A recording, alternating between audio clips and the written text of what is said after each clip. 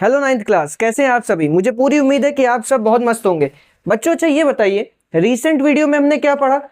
Irrational number पढ़ा। और जब मैंने इरेशनल नंबर पढ़ाकर कंप्लीट किया था और वीडियो के एंड में मैंने आपके सामने ब्लैक बोर्ड में कुछ नंबर्स लिख रखे थे और मैंने आपसे पूछा था क्या आप मुझे बता सकते हैं कि ये नंबर्स रैशनल हैं कि इरेशनल। तो चलिए आज के वीडियो में जानते हैं बच्चों। तो बच्चों जरा आप एक क्वेश्चन का जवाब दीजिए। आप मुझे ये बताइए कि ये जितने नंबर आपके सामने लिखे हुए हैं, अगर मैं आपसे पूछूं कोई एक वर्ड इन सबको डिफाइन करने के लिए कि एक वर्ड बोले और इन सबको उसी के अंडर आ जाए, बता सकते हैं ऐसा कुछ? बिल्कुल बता सकते हैं, तो जरा कमेंट करिए फटाफट। आप सोच रहे होंगे कि सर ने हमसे पूछा कि ये कैसे नंबर है, इनको हम क्या बोलें। तो आपका दिमाग गया इन पॉइंट्स पर, और जब आपका दिमाग इन पॉइंट्स पे गया तो आपको याद आया कि छोटी क्लासेस में आपने पढ़ रखा है कि जब किसी नंबर में इस तरीके का पॉइंट लग जाता है तो ऐसे नंबर्स को क्या बोल दिया जाता है? डेसिमल्स बोल दिया जाता है। तो एक चीज हमें क्लियर हो जानी चाहिए कि यहां पर पूछना क्या चाह रहे हैं। यहां पर यह पूछना चाह रहे हैं कि जब आपके सामने कोई डेसिमल आ जाएगा तो आप कैसे बताएंगे कि वो जो डेसिमल है वो रैशनल नंबर है कि इरेशनल नंबर। तो चलिए पता लगाएं। तो समझिए बच्चों, क्योंकि ये डेसिमल है तो हमें डेसिमल से रिलेटेड कोई चीज पता होनी चाहिए। तो क्या पता होना चाहिए? तो बच्चों हमें पता होना चाहिए डेसिमल के टाइप्स के बारे में। बहुत बढ़िया बात है, हमें टाइप्स के बारे में पता होना चाहिए। लेकिन कैसे टाइप्स भाई? तो कैसे टाइप्स, चलिए देखते हैं। आप गौर करिए इन डेसिमल्स को। ये डेसिमल क्या हो रहे हैं? एक्सपेंड हो रहे हैं, इस तरीके से ये बढ़ते चले जा रहे हैं। तो यहां पर हमें अगर ये पता चल जाए कि जो डेसिमल का एक्सपेंशन होता है वो कितने तरीके का होता है, तो हम बड़ी आराम से बता सकते हैं उस एक्सपेंशन के हिसाब से कि जो नंबर है वो रैशनल नंबर है कि इरेशनल नंबर। आप बिल्कुल भी कंफ्यूज होने की कोई जरूरत नहीं। हम यहाँ पर एग्जांपल्स के थ्रू ये समझेंगे कि डेसिमल के एक्सपेंशन कितनी तरीके के होते हैं और उस तरीकों के बेसिस पे हम ये पता लगा लेंगे कि कौन रैशनल नंबर है और कौन इरेशनल नंबर। तो चलिए एग्जाम्पल से शुरू करते हैं बच्चों। मैं आपके सामने क्वेश्चन लिख रहा हूं। जब मेरा क्वेश्चन लिख जाए वीडियो पॉज करिए और खुद से जरा सॉल्व करिए। चलिए बच्चों ये सॉल्व करिए कि 4/5 लिख दिया है। चलिए इस क्वेश्चन को खुद से सॉल्व करिए। किया आपने? चलिए मैं भी करता हूं आपके लिए। यहां पे लिखा हुआ है 5 से 4 को डिवाइड करो। हमने फटाक से 5 से 4 को डिवाइड किया, एक डेसिमल लगा, 0 आया, 8 बार में ये 40 पूरा पूरा कैंसिल होकर के काम खत्म। एक और क्वेश्चन लेते, यहां पर हम 1/3 लगते, तो 3 से 1 को डिवाइड करना है। खुद से करिए, पहले खुद से करिए, ठीक है? किया आप सभी ने? चलिए मैं करता हूं। 3 से डिवाइड करेंगे 1 को, एक डेसिमल आएगा, 0 आ जाएगा, 3 बार में 9, फिर 1 बच गया, फिर 3, क्योंकि डेसिमल लगा हुआ तो एक पॉइंट लग गया, फिर से 9। इस तरीके से कंटिन्यू ये प्रोसेस चलता जाएगा। तो आप देख रहे हैं बार बार जो आंसर है वो 0.33333 रिपीट करता गया। अच्छा एक और एग्जांपल लेते हैं बच्चों। हम यहां पर लिखते हैं 5/4। चलिए इसको सॉल्व करिए। तो जब इसको सॉल्व करा तो 4 से डिवाइड किया हमने किसको? 5 को। कितनी बार में गया? 1 बार में गया, 4 आया, 1 बचा, पॉइंट लगाया, 0 रखा, 2 बार में 8 आ गया, फिर यहाँ पे 2 बचा, पॉइंट लगा ही हुआ था, मतलब डेसिमल लगा हुआ था, एक 0 और बढ़ा दिया, 5 बार में 20। तो अब आपके दिमाग में आ रहा होगा कि सर ये क्या बच्चों जैसे सवाल करवा रहे हैं। लेकिन बच्चों अगर आप, क्योंकि हम लोग क्या करते हैं, हम लोग चीजें सीधे नहीं पहुंचते कि अच्छा ये होता है, नहीं, हम चीजों को डिस्कवर करते हैं। तो जरा इन जो आपके सामने मैंने एग्जांपल्स लिए, इन एग्जांपल्स को गौर से देखिए, इनके डेसिमल को गौर से देखिए। अगर आप पहले वाले एग्जांपल को देखेंगे तो यहां पे आप देखेंगे डेसिमल के बाद 8 आ गया। यहां पर आप देखेंगे कि पॉइंट के बाद 3 3 3 3 कंटिन्यू चलता चला जा रहा है। और यहां पर देखेंगे आपकी 1.25 आया। तो आप जरा इन क्वेश्चंस को गौर करिए। क्वेश्चन में आपको क्या देखने को मिल रहा है कि जो दो एग्जाम्पल मैंने आपके सामने ये दोनों ले रखे हैं, इसमें हमारा रिमाइंडर क्या हो जा रहा है? 0 हो जा रहा है। और जैसे ही रिमाइंडर 0 हो रहा है, हमारा डेसिमल जो है, मतलब जो दशमलव, अगर हिंदी में बात करें इसको हिंदी में बोलते हैं दशमलव, जो हमारा दशमलव है वो क्या हो जा रहा है? रुक जा रहा है। 8 के बाद दशमलव खत्म, दशमलव के बाद और कोई नंबर नहीं आ रहा है। यहाँ पे देखिए डेसिमल लगा हुआ है, दशमलव लगा हुआ है, 25 आया और उसके बाद कुछ नहीं। और यहाँ पे क्या हो रहा है कि डेसिमल लगा, मतलब दशमलव लगा, उसके बाद 3 3 3 3 रिपीट होता जा रहा है।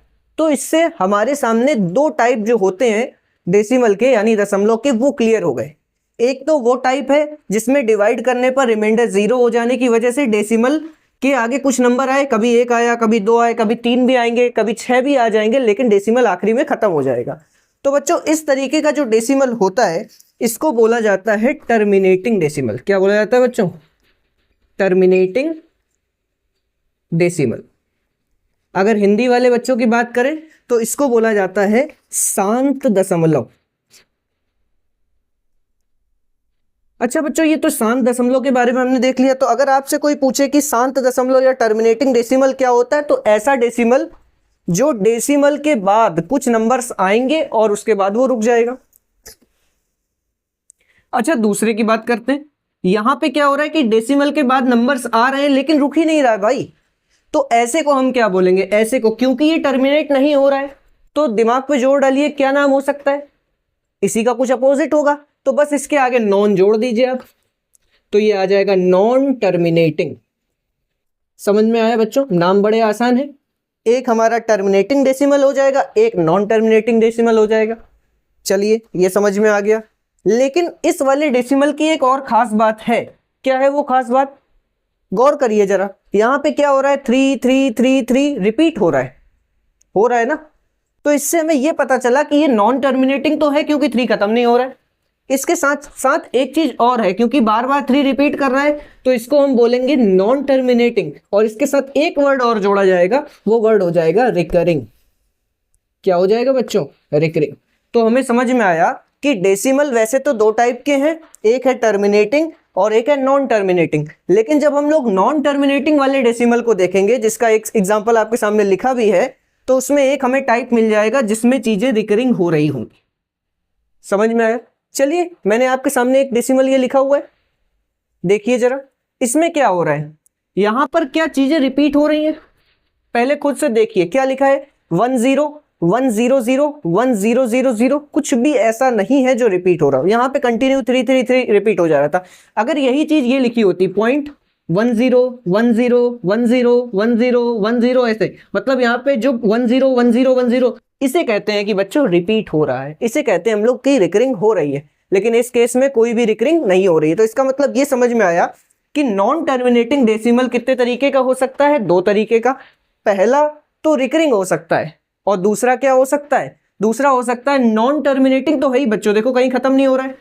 और इसके अलावा इसका एक और नाम भी हो सकता है नॉन टर्मिनेटिंग, तो इसको मैं एंटी लिख देता हूं, और नॉन रिकरिंग। हिंदी वाले बच्चों के लिए फटाफट नाम बता देता हूं। ऐसे दशमलव को शांत दशमलव बोलते हैं। तो जो नॉन टर्मिनेटिंग होगा, अब भाई हिंदी में इसका विलोम बनाना है, तो ये क्या हो जाएगा? इस वाले दशमलव को हम बोल देंगे अशांत दशमलव। क्या दशमलव हो जाएगा बच्चों? अशांत दशमलव हो जाएगा। अच्छा, इंग्लिश वालों को मैंने नाम बता दिया, रिकरिंग होता है। हिंदी में अगर कोई चीज बार बार रिपीट करती है तो उसके लिए क्या वर्ड यूज होता है? तो उसके लिए वर्ड यूज होता है आवर्ती। तो इसको क्या बोलेंगे? अशांत तथा आवर्ती दशमलव बोल दिया जाएगा। तो इसका नाम क्या होगा? इसका नाम होगा अशांत तथा अनावर्ती दशमलव। तो हमने बच्चों ये सीख लिया कि जब हम लोग डेसिमल का एक्सपेंशन करा रहे होंगे तो हमें कितने तरीके के डेसिमल मिलेंगे। फटाफट रिवाइज करते हैं। पहला होगा जो होगा टर्मिनेट हो जाएगा, खत्म हो गया। डेसिमल के कुछ नंबर्स के बाद डेसिमल लगा, कुछ नंबर आए, टर्मिनेट हो गया। तो ऐसे डेसिमल को टर्मिनेटिंग डेसिमल बोलते हैं। दूसरा टाइप देखा जहां पे डेसिमल खत्म ही नहीं हो रहा है, तो मतलब वो नॉन टर्मिनेटिंग होगा।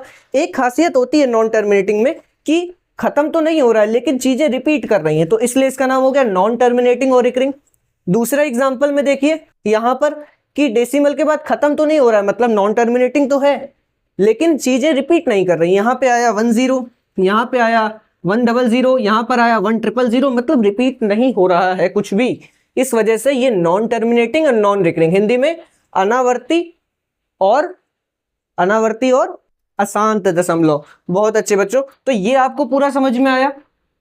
अब हमने ये जान लिया है कि डेसिमल कितने टाइप्स का होता है। चलिए इन टाइप्स के बेसिस पे अब हम जरा ये भी पता लगा लें कि रैशनल नंबर कौन से हैं और इरेशनल नंबर। तो चलिए देखते हैं बच्चों हमने डेसिमल के टाइप्स को सीख लिया कि किस तरीके से डेसिमल को हम डिवाइड कर सकते हैं एक्सपेंशन के अकॉर्डिंग। तो देखिए मैंने आपके सामने एक माइंड मैप बना दिया है, आप इसका जल्दी से स्क्रीनशॉट ले लीजिए। ले लिया आपसे भी नहीं?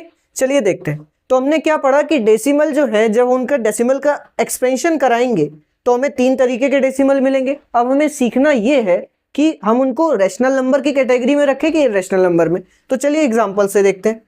बच्चों ये देखिए, ये एक कैसा डेसिमल है? तो आप कहेंगे सर ये तो टर्मिनेटिंग है। क्यों? क्योंकि डेसिमल के बाद कुछ नंबर्स के बाद जाकर के जो नंबर्स हैं वो आना बंद हो जा रहे हैं, इसका मतलब रिमाइंडर 0 हो गया होगा। चलिए हमें क्या पता है कि 1.2 लिखा हुआ है, जब हम यहाँ से डेसिमल हटाएंगे तो नीचे कितना बन जाएगा? 10 बन जाएगा। 2 के टेबल से इसको कट करिए, ये आएगा 6 बार में, ये आएगा 5 बार में। याद करिए पहला वीडियो, लिंक दे रहा हूं ऊपर में, यहाँ पे एक बार रिवाइज भी कर लीजिएगा, और जिन्होंने नहीं देखा तो वो देख भी लीजिएगा। मैंने क्या बताया था कि जब हम नंबर्स को P/Q के फॉर्म में लिख देते हैं तो वो कैसे नंबर्स बन जाते हैं?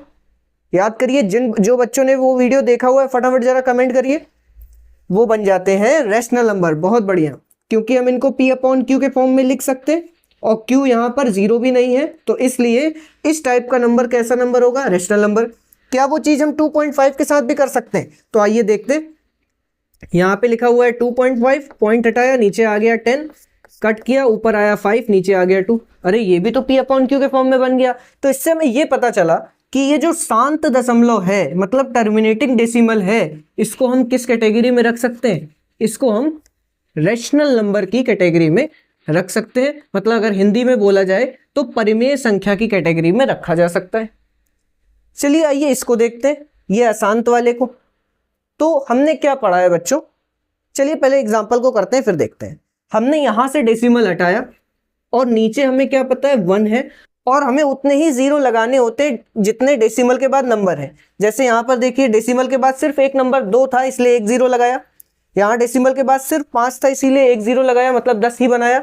अगर मान लो ऐसा लिखा होता, जैसे हमने यहाँ पे लिखा होता 6.45, अब जब हटाते तो नीचे 100 लगाते, क्योंकि डेसिमल के बाद कितने नंबर्स हैं? 2 नंबर्स हैं।